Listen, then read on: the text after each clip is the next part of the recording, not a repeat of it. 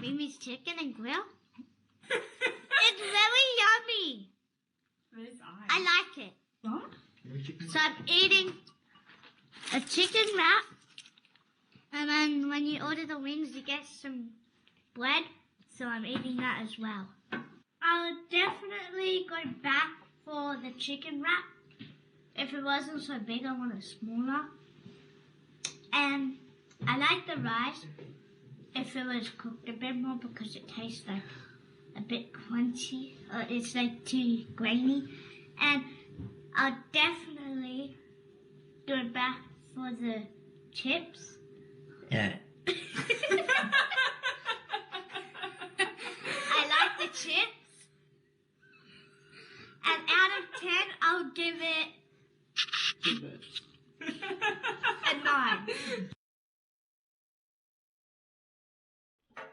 Best wings I've had. If you guys want good wings, go to Mimi's Chicken and Grill. Best wings you'll ever taste. The wings. The cheese cigars, they would be good if they weren't spicy. The chips are definitely to die for. The chicken shish kebabs, you know what? In my opinion, they're not that great. I think it's naan bread. The naan bread, it's good, but you definitely need like some chicken in there and some maybe some tzatziki as well. But overall, it's a really good place. I definitely recommend it. Overall, it's pretty good. Oh, I would definitely go back for chicken wrap and the chips and the rice. Oh, and this white sauce that's all gone. And yeah, the chips are the best. Actually, no, maybe the chicken. 1 out of 10. They're all really good, but as I said, I didn't try the chicken. And 1 out of 10. I'll give it a 8 for everything I ate. Guys, don't forget to like and subscribe. Ding the bell. Nice wings. Love the tabbouleh. Not a fan of the cheese sticky things.